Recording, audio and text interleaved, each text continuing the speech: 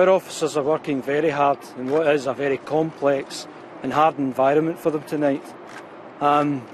We're in the process at the moment of making the building stable. It's very unsafe, but we're there. We're carrying out extensive work, and we'll be here for as long as it takes to make sure that we get those rescues done. How many people are trapped inside? It's difficult to tell just now. It's a case of working hard within the building to try and determine how many casualties are there. And once we're determined that we're going to get the building stable, we'll be in there to carry out those rescues. Have you had contact with any of those inside? We've had some contact, and we're working away just now to make sure that the building's safe, and it's safe in order to get people out. How many people have you spoken to who are inside? It's difficult for me to confirm that at this moment in time. I think the DCC's comments confirm that. But nonetheless, we are in contact and we're working hard to get those people out. Dozens of people inside, or single figures, would you say? It's hard to tell just now. We're in contact and we're working hard to get them out. And in terms of what your firefighters are actually doing, are they inside the pub at the ground level? Are they simply talking to people through the roof? Can you just describe what they can see, what they can tell, what they are doing? We've got 125 firefighters here. They're not only working outside the perimeter of the building, they're working inside. They've been in the cellar, they've been on the roof. We are in this building and we're carrying out rescues and we're working hard. Has anybody been rescued? There was a number of casualties removed earlier on at the start of the incident, and they've been taken to hospital and other locations. Can you tell us how many? It's numerous. I'm unsure how many.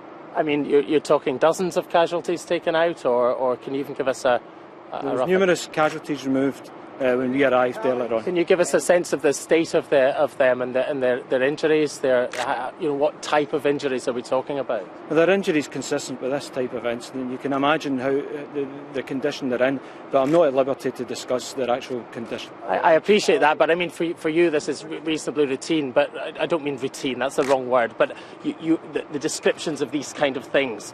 But for people, they might not understand what injuries consistent with this type of incident are. So can you just describe that in your own words? There's a range of casualties from walking, casualties that were able to walk, and others who required assistance from the fire service and ambulance crews this evening. Would you be talking, one would imagine, head injuries in this kind of situation?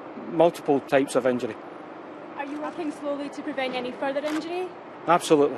This is a methodical search now. It's a methodical search and a methodical rescue operation. What we don't want to do is work in the environment for casualties that are in the building and for the rescuers that are there. How many fatalities are there, do you know? I can't confirm that. Are you talking to any of the casualties in there? Are you speaking to them as you're trying to... We're working to make contact. Is it still very much a rescue? Absolutely. And we're here to carry out rescues. That's our job, and we're here. And as long as there are rescues to be conducted, we'll be here to do that. How long do you anticipate that you'll remain here? It's a long instant. It's hard to say just now, but we're here for as long as it takes. How unstable is the building? Well, the building is unstable. Our crews are trained to provide added stability, and they're doing that at the moment in time. Mr. Ramsay, could you say a word about the bravery of your crews? Because this seems to be an extremely perilous situation that they are placing themselves in. Absolutely, and without any thought to their own safety, they've entered these premises to carry out a number of rescues, make contact with casualties, and they'll work in that environment for as long as it requires. What kind of people are they? Our firefighters are trained individuals, they're skilled, they're experienced, and they're committed to this type of job. Can you give us a sense of what specialisms you have available here to draw upon, both from the fire service and from the other agencies? In terms of the fire service, what we have been able to do is draw in specialist resources from across Scotland. So we've got appliances, equipment and crews from Dundee, Falkirk, Edinburgh, and because we are the Scottish Fire and Rescue Service, we can draw on multiple resources for as long as this incident takes. What kind of equipment are you talking about? What kind of specialist training are you talking about? We've got crews who are trained to carry out shoring of unstable buildings. They are able to excavate into collapsed structures. They're able to seek and identify casualties using specialist equipment. We've got the resources and we plan to deploy them.